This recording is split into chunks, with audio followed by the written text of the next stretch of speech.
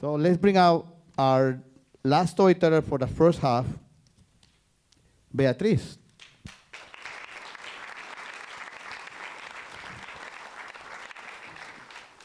Do you need it?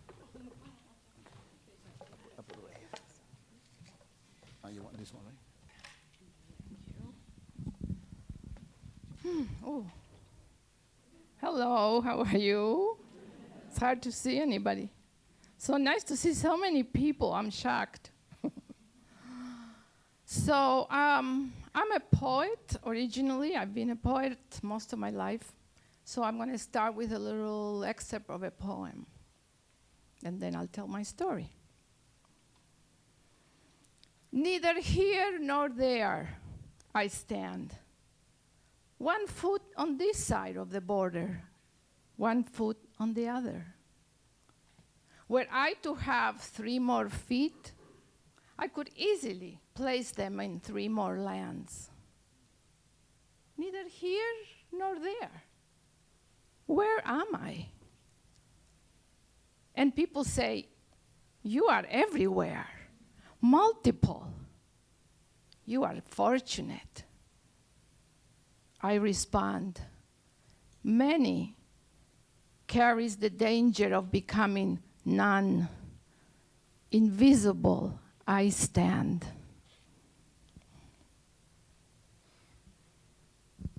I've been in this country for almost 50 years. I have a PhD, a career, a home, many, many, many friends, but I still feel like I just got here yesterday. I still feel like a newcomer. Like I'm still learning the language, the customs, the traditions, like in some way, I don't belong here. Like any minute now,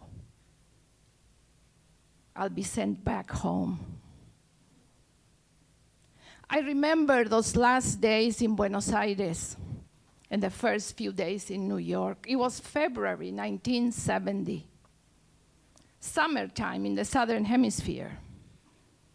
Weeks before our departure, we sold our furniture, gave away books and records, made new clothes. We wanted to look good when we arrived in New York and met my father's sister, whom he hadn't seen in 50 years. Me? I don't want to go. I want to stay and go to the university where I'll study literature and philosophy. I want to stay with my friends in my home. But my father won't hear of it. Don't be ridiculous, he says.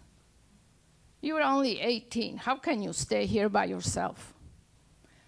Well, finally I give up and try to look at the positive side.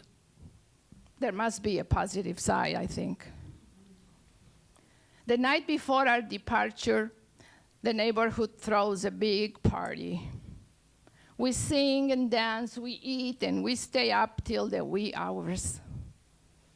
The next day, we all drive to the airport in a caravan of cars. You think we were a president or a rock singer. So many cars. At the airport, we cry, we hug, we kiss.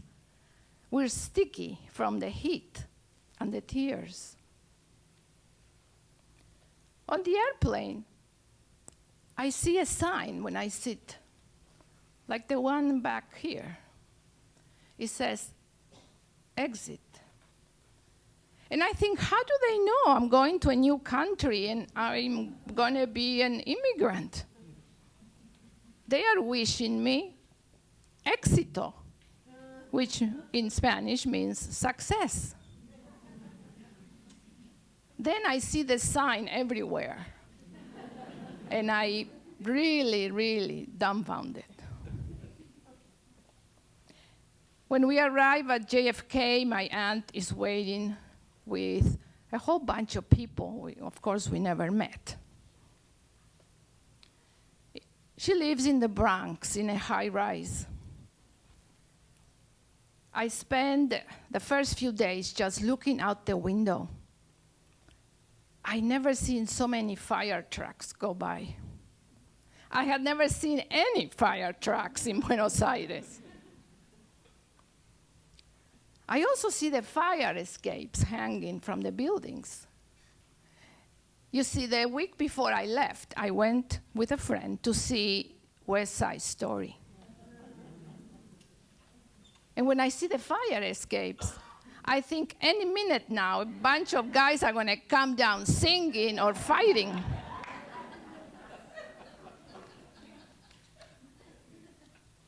The second day, I'm already ready to go back. I cry and I tell my father I want to go home.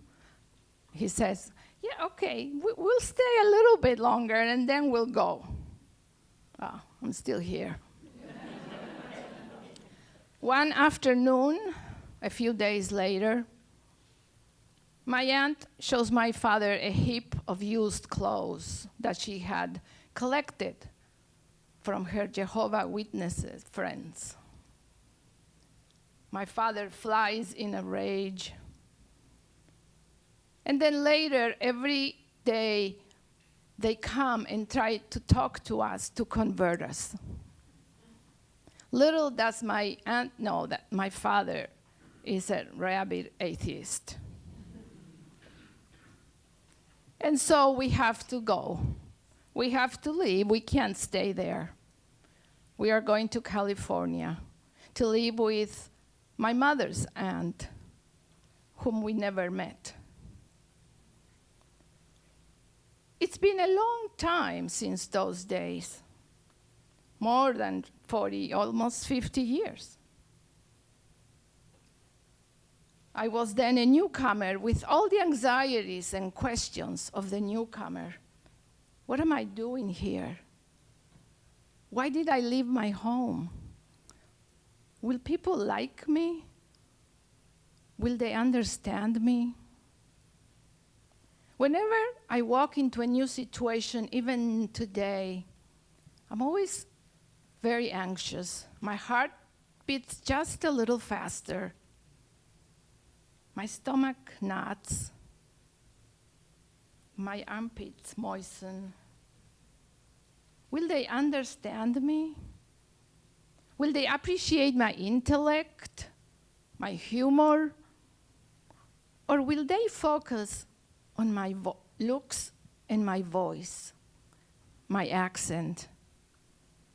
My accent, that red light of foreignness, a clear marker of otherness. That tiny voice with sharp, rounded vowels and misplaced prepositions, flashing, stranger, stranger. And you know what's even more peculiar? I haven't felt this way in a while, but now I feel it even more after all these years. For some reason, it just rattles me more. I am made to feel uncomfortable, uncertain about my place in this country. But I do know one thing. I stand with the millions of others who have come and still are coming to this land in search of peace and justice and opportunity. I stand, however precariously, for human rights and equality. And not only do I stand, but I march to make my voice heard. Thank you.